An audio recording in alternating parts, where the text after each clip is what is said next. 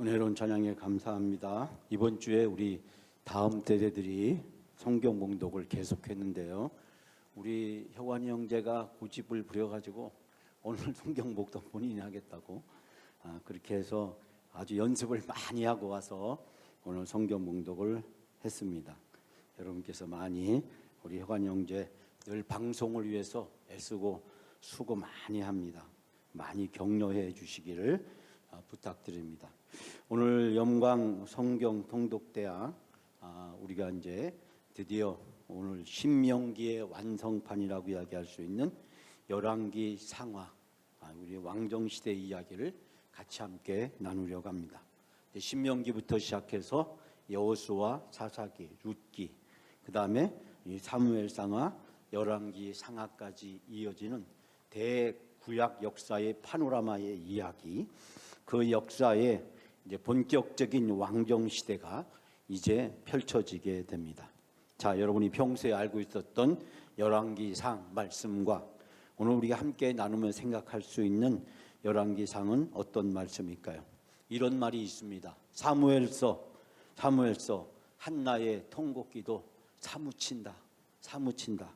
그래서 사무엘서랍니다. 사무쳐서 열왕기서 왕들의 이야기, 북왕국 20명, 남왕국 19명, 왕들의 이야기 열받습니다.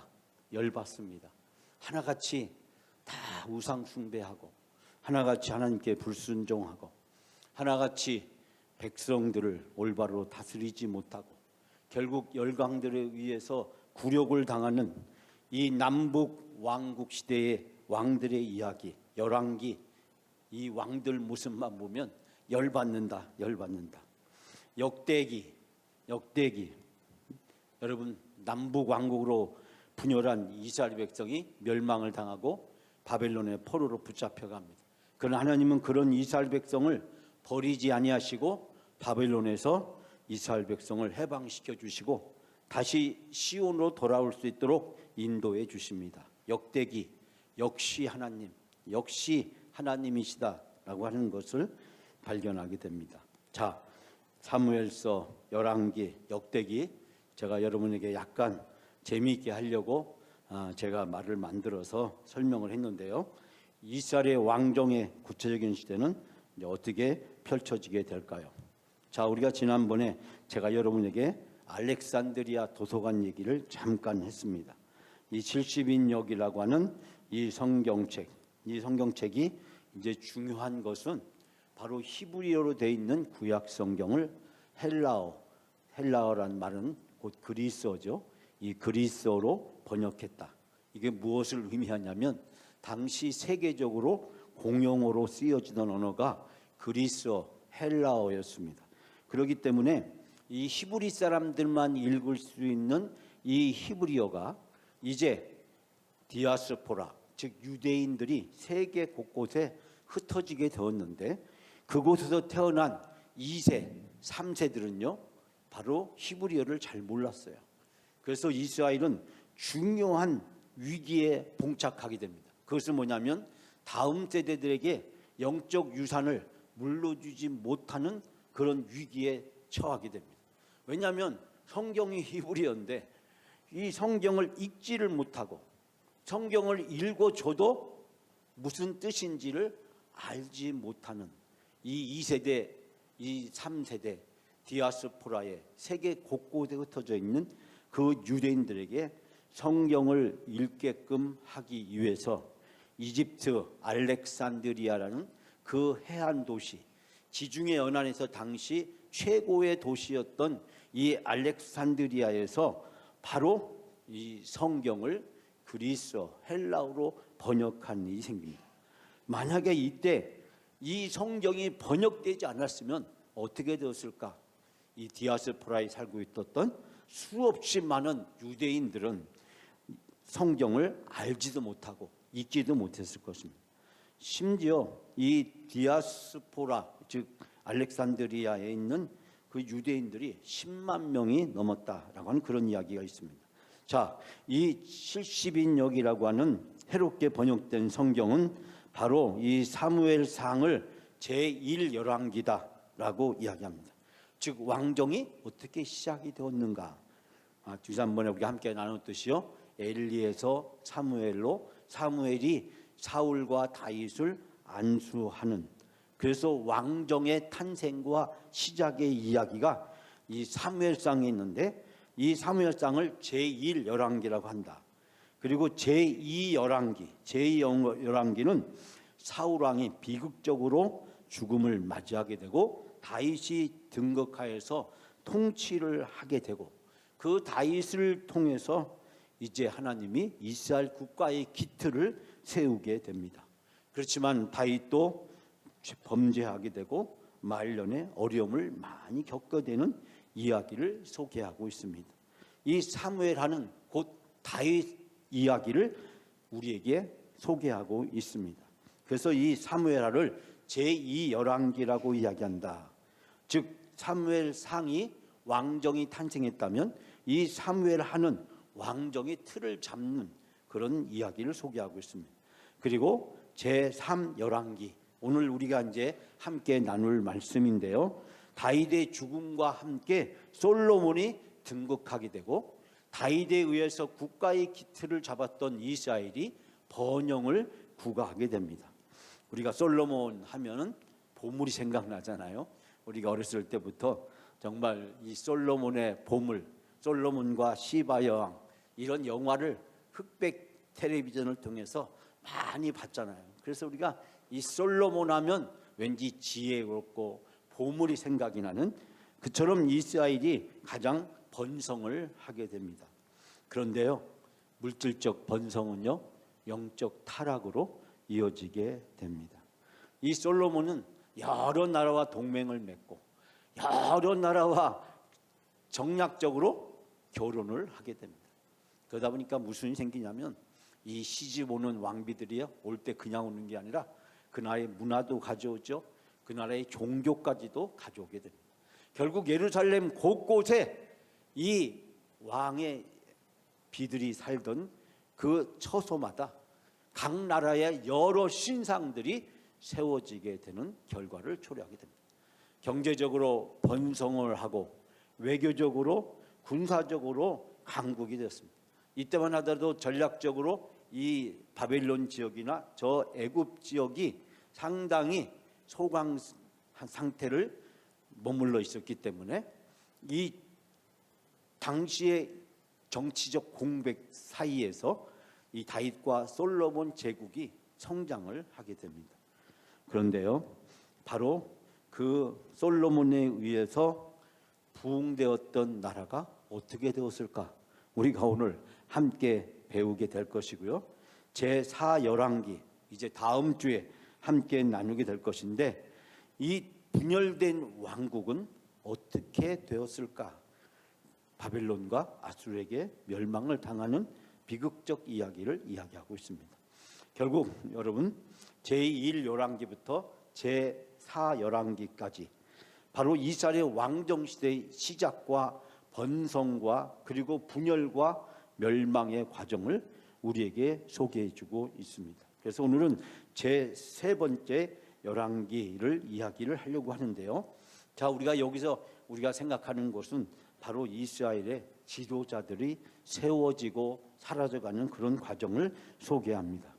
우리가 아시다시피 사무엘상에서 소개하는 이 사무엘, 한나가 사무쳐서 낳은 아들이죠. 그 사무엘, 이 사무엘을 통해서 하나님은 다윗을 세웁니다. 다윗은 사람의 지지를 받는 지도자였지만, 그러나 그는 너무 인기주의에 영합한 나머지 결국 실패한 왕이 되었다라는 말씀을 드렸고요. 다윗, 하나님의 기름 부음을 받고 하나님께 복을 받은 왕이었습니다. 그러나 그 자신도 인간적인 죄가 있었고 그 죄로 인해서 혹독한 심판과 죄의 대가를 치르게 됩니다. 그럼에도 불구하고 회개하는 다윗을 하나님은 용서해 주시고 다윗을 통해서 이스라엘의 미래를 열어가시는 것을 발견하게 됩니다. 자, 우리가 오늘 함께 나눌 솔로몬이네요. 이 솔로몬은 바로 우리가 아다시피 다윗의 아들입니다. 수없이 많은 다윗의 아들 중에서 한 아들, 바로 그것도 밧세바의 아들이었다라는 사실을 우리가 발견하게 됩니다.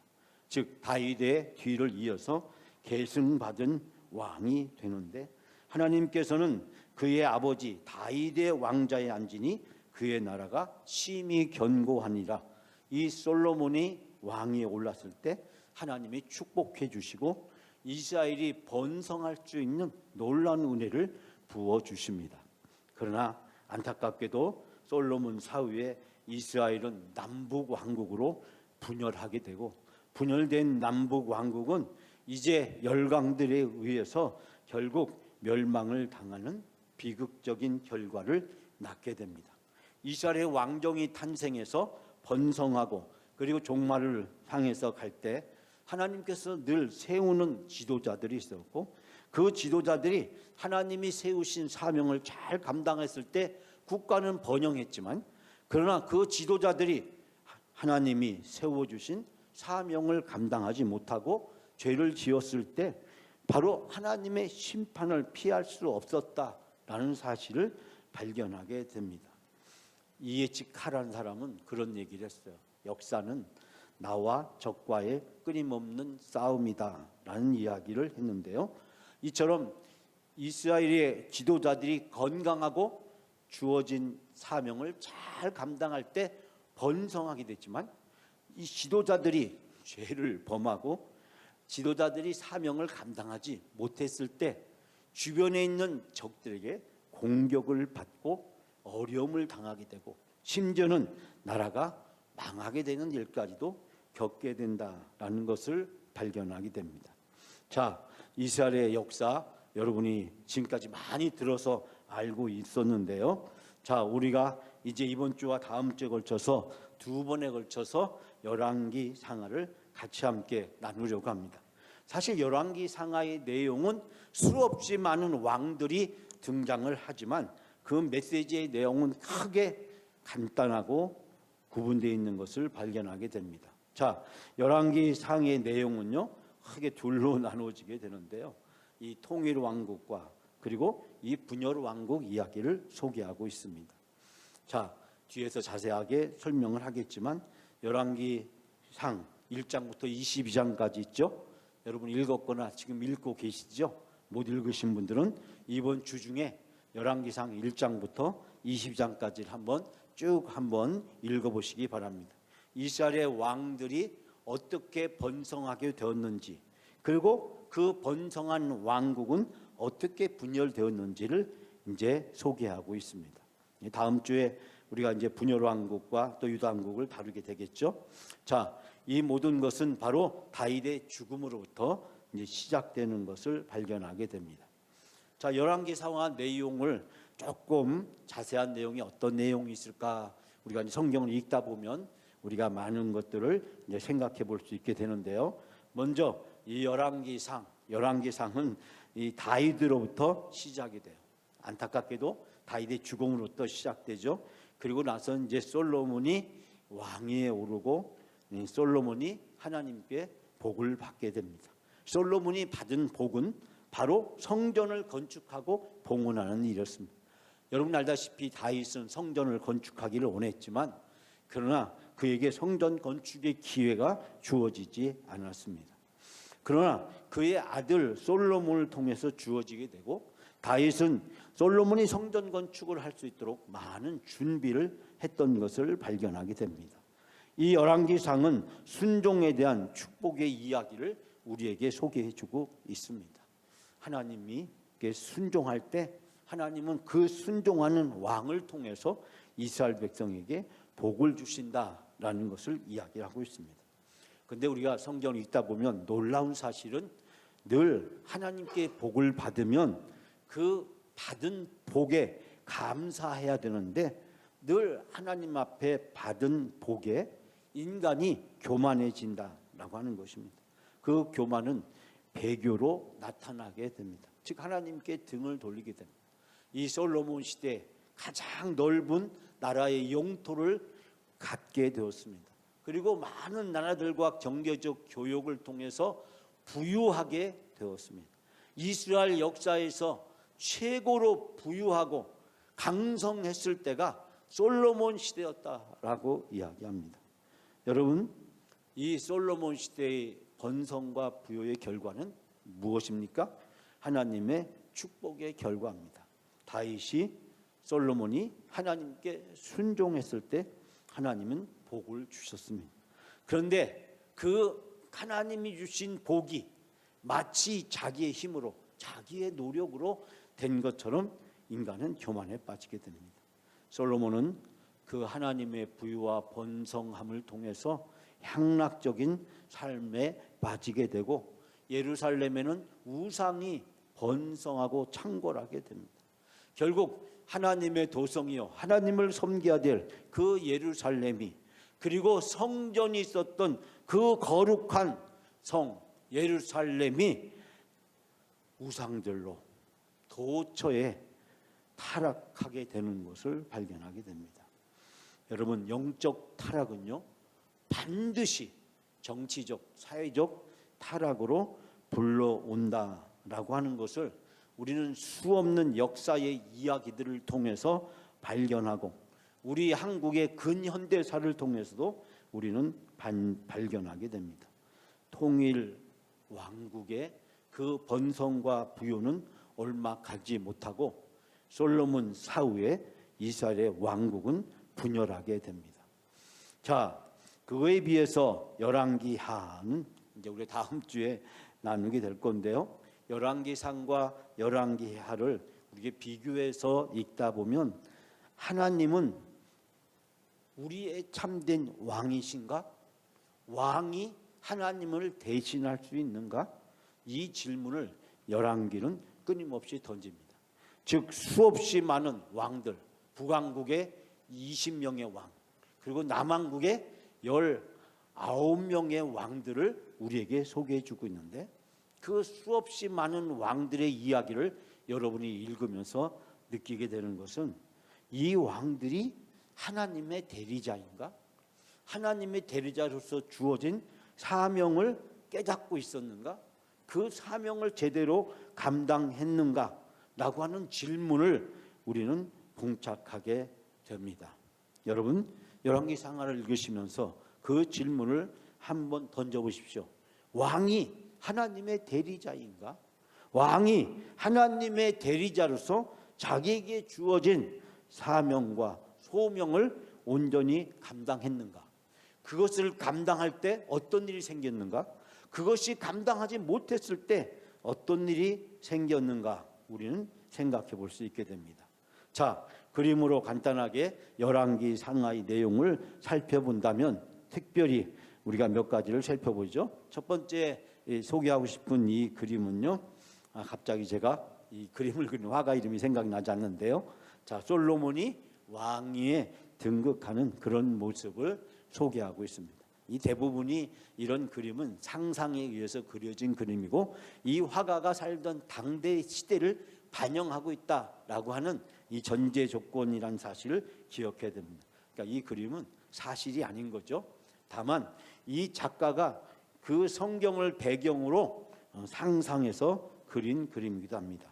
솔로몬이 왕위에 올랐을 때 그 감격스러운 장면을 이제 표기하고 있는데 특별히 여러분이 이 사진을 보면서 느끼는 것이 어떤 장면일까요?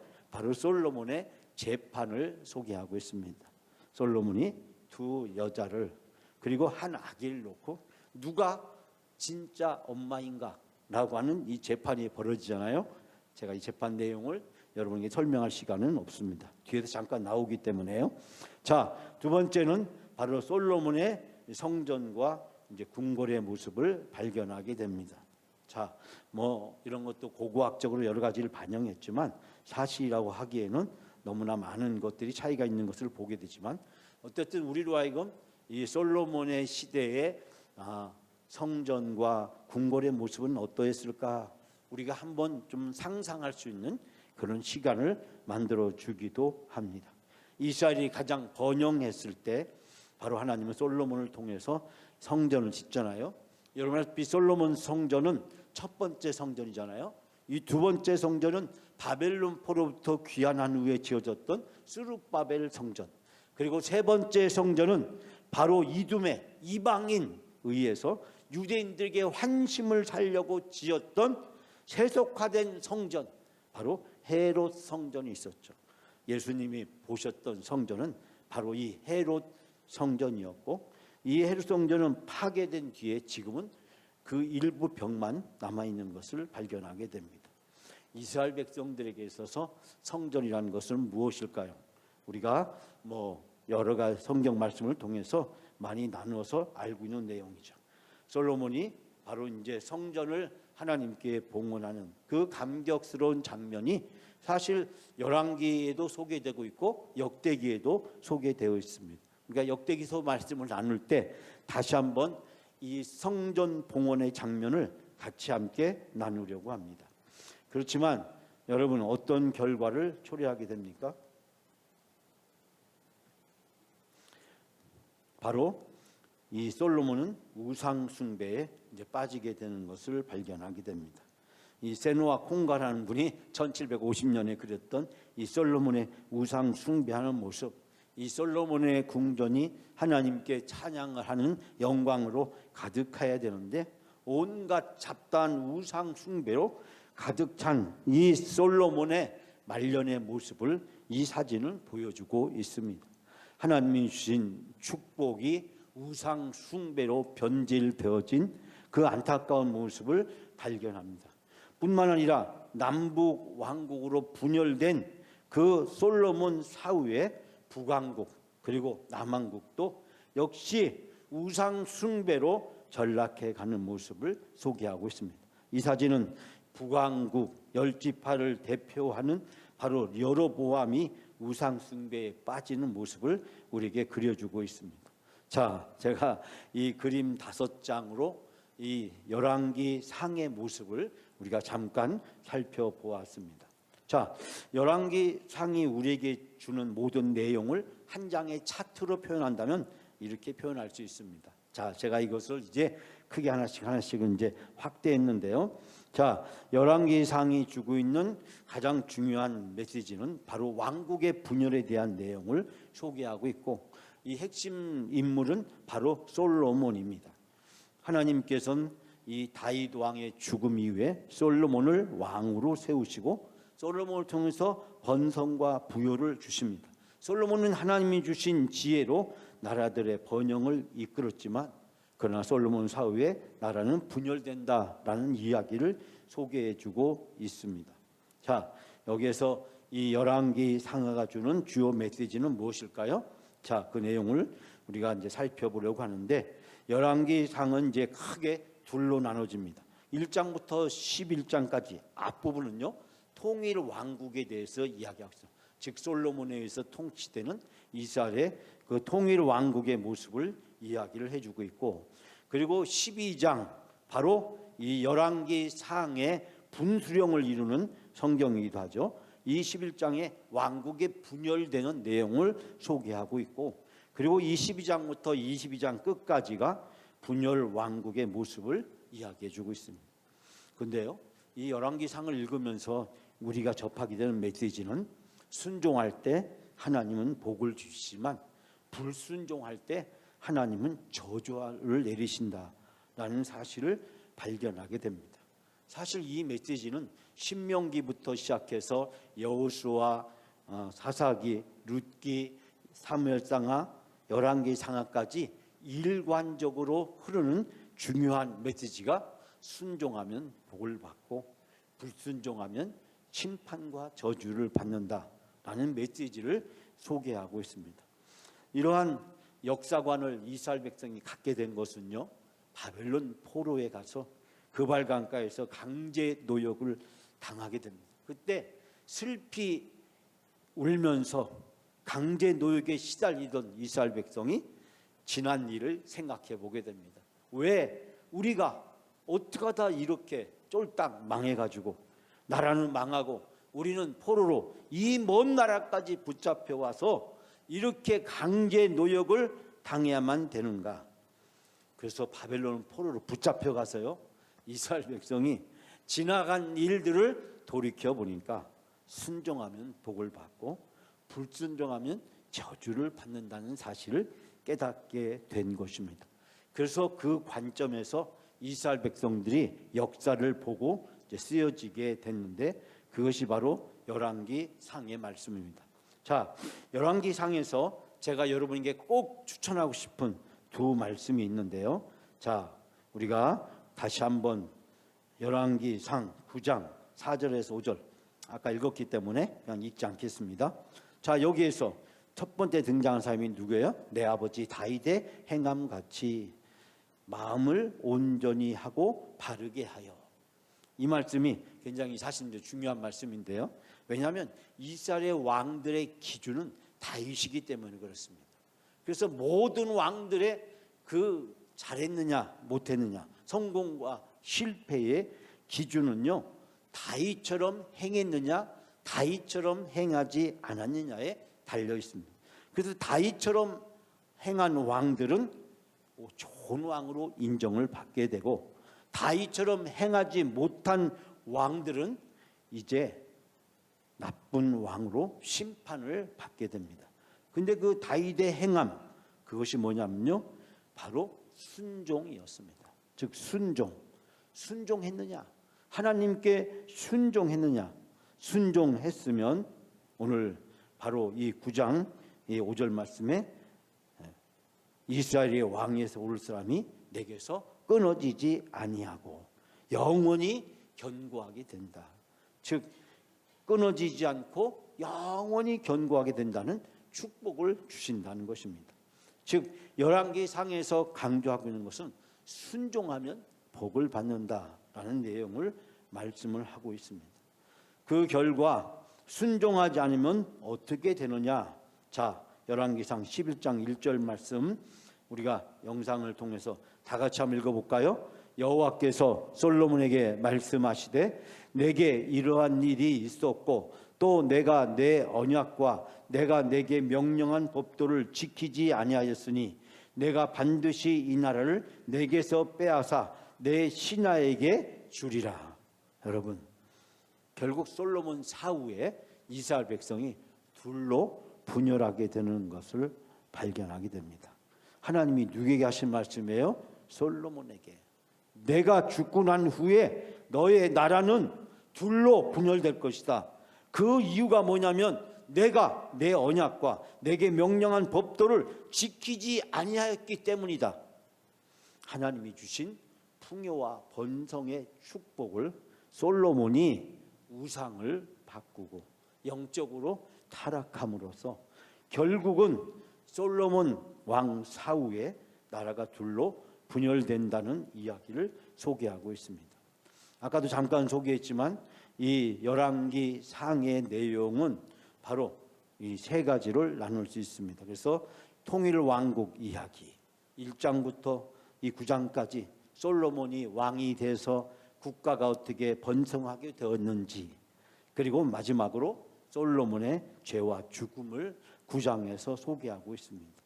자, 그러면서 이제 12장부터 시작해서 바로 이 왕국이 남북으로 분열되는 이야기를 소개하고 있고 그 다음에 이스라엘의 왕들 20명의 이스라엘의 왕들 그리고 이 남왕국의 왕들을 소개하고 있습니다. 자, 여기에서요 우리가 오늘 생각해 볼 수 있는 것은 바로 이 왕국이 어떻게 분열하게 되었는가. 우리가 아다시피 모세가 세상을 떠나면서 모압 평지에서 온 이스라엘 백성을 모아놓고 유언을 남깁니다. 여호수아가 가나안 땅을 정복하고 분배한 뒤에 온 이스라엘 백성들을 모아놓고 유언을 남깁니다. 그런 다윗도 역시 솔로몬에게 유언을 남기는데요. 솔로몬이 죽었을 때 솔로몬은 유언을 남기지 않았다는 사실입니다. 그러다 보니까 이 솔로몬의 아들은요 바로 하나님이 자기에게 주신 이 왕의 권한을 잘못 남용하는 것을 발견하게 됩니다. 자, 그래서요 이제 세 가지로 나누어서 마지막으로 우리가 말씀을 나누어 보려고 합니다. 첫 번째, 이 통일 왕국에 무슨 일이 있었는가?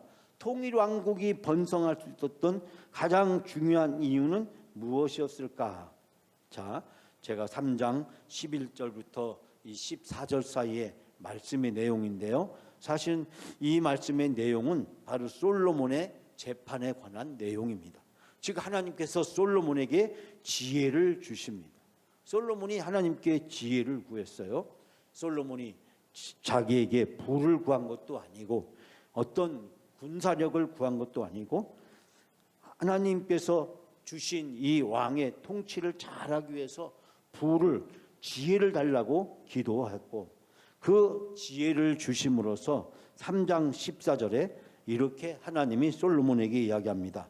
내 아비 다윗의 행함같이 내 길로 행하며 내 법도와 명령을 지키면 내가 또 내 날을 길게 하리라. 다윗의 행함같이 솔로몬에게 하시는 하나님의 말씀입니다. 내가 다윗처럼 행하면 내가 너에게 복을 주시겠다라고 이야기를 하고 있습니다. 솔로몬이 번성했던 이유는 솔로몬이 지혜로웠기 때문이 아니에요. 솔로몬이 통치력이 뛰어났기 때문이 아닙니다. 솔로몬 시대에 군사력이 좋았기 때문도 아니었습니다. 하나님이 솔로몬에게 지혜를 주시고 솔로몬에게 다윗처럼 복을 주셨기 때문에 바로 이 솔로몬 시대가 번성할 수 있었다라는 사실을 가르쳐주고 있습니다. 자, 우리가 이 열왕기상 3장에 이 솔로몬의 그 유명한 재판에 관한 말씀을 통해서 솔로몬 시대가 번성한 이유에 대해서 발견하게 됩니다. 자, 두 번째, 이 솔로몬 이후에 이스라엘 백성이 어려움에 처했던 이유는 무엇이었을까라는 말씀인데요. 자, 여기에서 이제 솔로몬 사후에 있었던 일, 여러분이 아는 내용을 다시 한번 환기시켜 볼까요? 솔로몬이 죽었다는 이야기를 듣고 백성들이 지도자들을 대표를 뽑아서 솔로몬의 아들이었던 여로보암을 찾아옵니다. 그리고 여로보암에게 이야기합니다. 왕이 만일 오늘 이 백성을 섬기는 자가 되어서 그들을 섬기고 좋은 말로 대답하여 이르시면 그들이 영원히 왕의 종이 되겠습니다. 즉 솔로몬의 아들 르호보암에게 북쪽 10개 지파 대표들이 와서 하는 말이 우리를 잘 섬겨주시면 우리가 왕의 영원한 종이 되겠습니다 라고 이야기를 합니다. 왜냐하면 솔로몬 시대에 이스라엘 백성들은 너무 힘들었어요. 각종 공사와 노역에 동원되느라고 성전도 성벽도 짓고 솔로몬이 부유하고 사치했기 때문에 그 일에 백성들은 많은 세금을 내고 또 많은 강제 노역을 당해서 힘들었어요. 그래서 이제 솔로몬의 아들인 르호보암에게 우리를 잘 섬겨주시면 우리도 왕의 영원한 종이 되겠습니다 라고 이야기합니다. 근데 이 솔로몬의 아들이었던 르호보암은요, 한마디로 이 철딱선이 없는, 한마디로 이 방탕하고 아버지의 권력만만 알고 있는 그런 아들이었습니다. 그 유명한 말을 합니다. 아버지가 솔로몬이 채찍으로 너희를 다스렸으면 나는 너희들을 전갈 채찍으로 다스리라. 여러분, 전갈이 어떤 겁니까? 물리면 다 죽습니다. 근데 맞으면 죽는 그 독한 채찍으로 너희를 징계하리라 라고 이야기합니다. 즉 북왕국 10개 지파들 강제 노역에 시달리면서 고통스러워했던 그들의 의견을 철저하게 무시해버리고 이제 독재로 너희를 다스리겠다라고 이야기를 하게 됩니다. 결국 북왕국 10개 지파가 반란을 일으키게 되고요. 그 반란의 결과 이스라엘은 이렇게 남과 북으로 이제 분열되게 됩니다. 그런데 안타깝게도 이 분열된 이 이스라엘의 남쪽은 2개 지파, 그리고 북쪽에는 10개 지파가 이제 속하게 됩니다. 그 북쪽은 여로보암이 이스라엘 백성들을 통치하게 되고 남쪽은 여로보암이 통치하게 됩니다. 북쪽은 평야에다가 경제적으로 번성하는 지역이었고 남쪽 유다가 다스리던 곳은 산악지대에다가 거칠고 황량한 지역이었습니다. 북왕국 이스라엘은 경제적으로 번성하게 되고 남왕국은 쇠퇴하게 됩니다. 결국 남북 왕국은 분열하게 되고, 이 분열된 남북 왕국은 어떻게 됩니까? 바로 이 열왕기상 14장 말씀을 읽게 보면 여로보암의 집에 재앙을 내리고 여로보암의 집을 말갛게 쓸어버리리라. 하나님의 무서운 심판이 북왕국 이스라엘에게 있게 될 것이고, 남왕국 유다 역시도 여호와 보시기에 악을 행하였으므로 그 범죄한 결과 여호와를 노엽게 했다라고 이야기하고 있습니다. 즉 결국 이 남북 왕국이 각각 하나님의 심판을 받아서 멸망에 이르게 됩니다. 자, 이걸 다 소개할 생각은 없고요. 북왕국의 이 수없이 많은 왕들의 모습을 발견하게 됩니다. 여러분, 북왕국 이스라엘의 그 왕들의 임기가 굉장히 짧았는데요, 잦은 쿠데타로 인해서 왕들이 수치로 바뀌었습니다. 그러면서 그들은 우상 숭배와 범죄를 저질렀던 것을 보고, 남왕국은 역사적으로 더 오랫동안, 즉 북왕국이 721년에 남왕국이 580년에 멸망하잖아요. 그 많은 시간 동안에 많은 왕들이 있었지만, 그러나 그 왕들의 모습을 살펴보게 되면 북왕국의 19명 왕들 중에서 선한 왕은 없었다라는 것입니다. 그리고 남왕국의 왕들은 8명 정도가 다윗같이 행한 왕으로 인정을 받게 되는 것을 발견하게 됩니다. 이 남북 왕국들이 결국은 우리가 아다시피 721년에 580년에 아수르와 바빌론 나라에게 멸망을 당하게 됩니다. 사랑하는 여러분, 이제 저는 여러분에게 마지막 절 한 말씀을 드리고 오늘 설교를 마치려고 합니다. 바로 열왕기상 18장 36절에 있는 말씀입니다. 여러분, 갈멜산에서 이제 선지자 엘리야와 그리고 아합 왕 사이에 우리가 잘 알고 있는 그 유명한 갈멜산 대결이 벌어지게 됩니다. 여러분, 이 대결에서 선지자는 이렇게 기도합니다. 아브라함과 이삭과 이스라엘의 하나님 여호와여, 주께서 이스라엘 중에서 하나님이신 것과 내가 주의 종인 것과 내가 주의 말씀대로 이 모든 일을 행하는 것을 오늘 알게 해 주옵소서.